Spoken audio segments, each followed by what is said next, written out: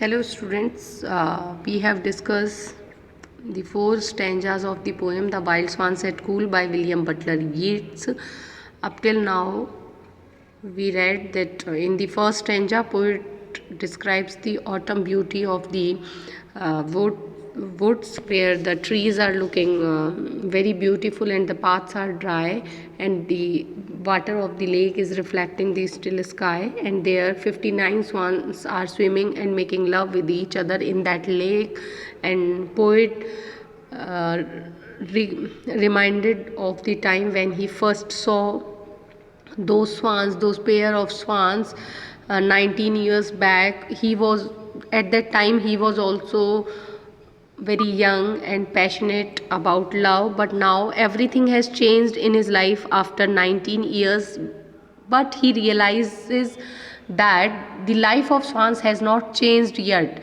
These are the wonderful and brilliant creatures because they remain unaffected by the time. They are very happy with each other, they are still making love, they are flying high, they are changing places, they are swimming in the lakes with their partner. But the life of the poet is very much changed now. His heart is full of the pains of love. He has lost his zest of life.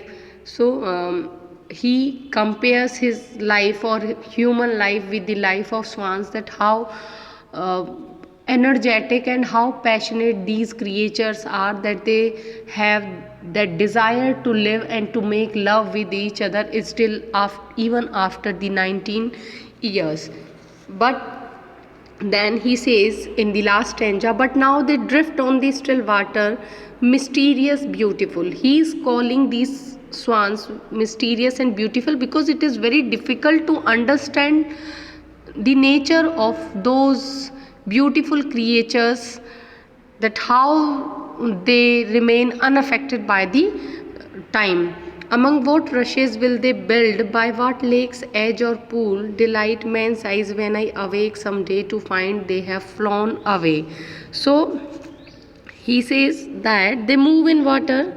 The poet, he's still looking at the swans in the water, and he says saw they drift on the still water. He saw the swans in water. The swans drifted on the still water of the lake, and they appear very mysterious, and those white creatures are looking very beautiful. They are adventurous as before. They move in the water, they fly in the sky. So they are as they were 19 years before. वो आज भी उतने ही सुंदर और जीवन को लेकर उतने ही उत्साही हैं जितने कि 19 साल पहले थे.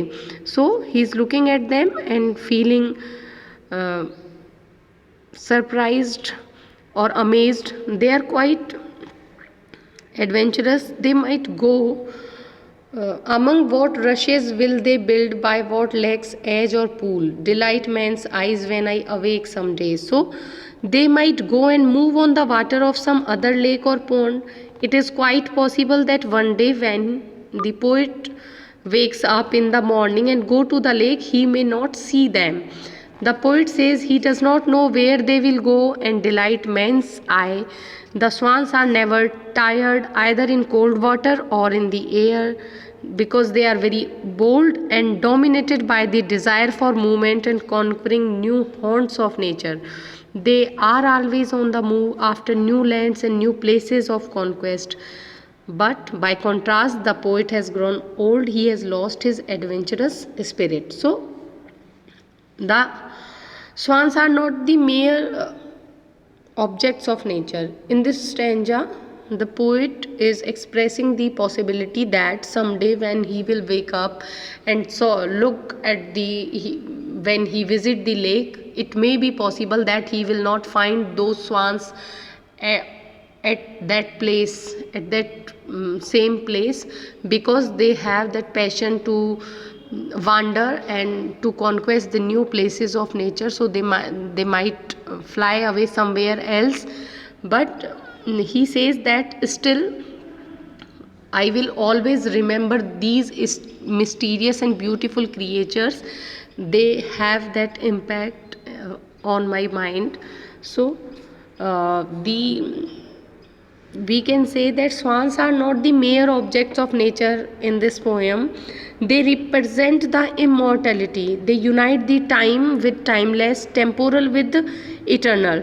They are the symbolic of life force, unity of transitoriness with permanence, and the poetic inspiration or imagination. So they are represented as vigorous and powerful creatures in the nature. So they are representing immortality because they are continuously living life with the same passion and love.